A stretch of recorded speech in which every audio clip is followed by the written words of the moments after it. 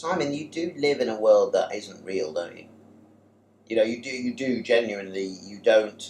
You see everything in a fictional way, but you see it as being real. But I mean, you're like sitting what? talking to me now. Who are you talking to? A dwarf, not a very good. Just a dwarf. I can't. Why do I disappoint you were in some films. But just sitting here now, why is this I disappointing? saw you in something. Am I not? You were a dwarf in it. Yes. You play a lot of Why is dwarf this roles. disappointing? Are you ever worried that you'll be typecast as a dwarf? No. But why me? Why am I disappointing now to you, sitting here? You're not in armour, and you don't have a chest of jewels with you. You don't have a busty wench with a flagon of ale by your side. Okay, I can actually use you a bit more now. Okay. All Do you right. want to have your Jaffa cake?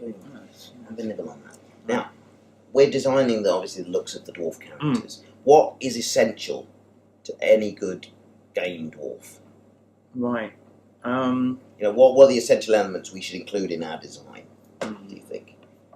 A good weapon. An axe, I think. It's got to have an axe. You've got to use an axe as a dwarf. What else? Helmets. Yeah.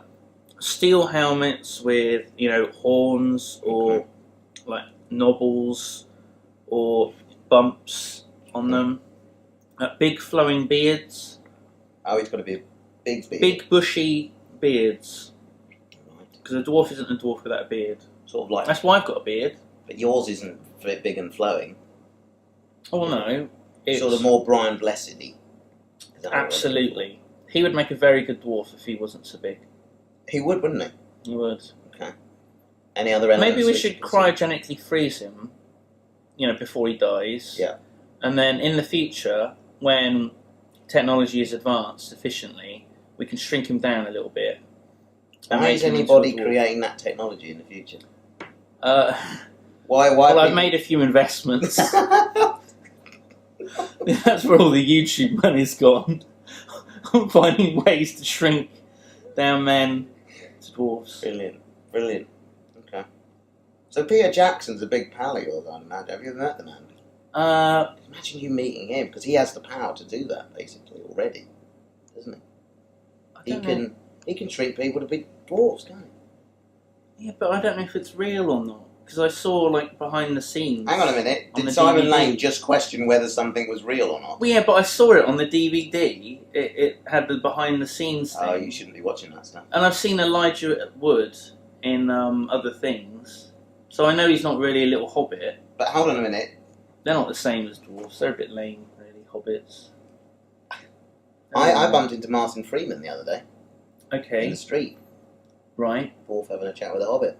It's quite a spectacle. You bumped into him. Did you apologise? Well, I mean metaphorically, just like, hello, how's it going, Martin? Hello, Martin Freeman. Did he know who you were? Of course he did. I worked with him. You know who I was. I was inside Marvin. You were... Oh my God, were you? you? In that film. Were you? Oh no, my God. Don't say you didn't know that. I didn't know you were in Marvin. I know everything you've done. Wow. Yeah, but, it's not very difficult to memorise it, no. But, yeah, so it was in Marvin. No. Good. Okay, I don't know where this is going now.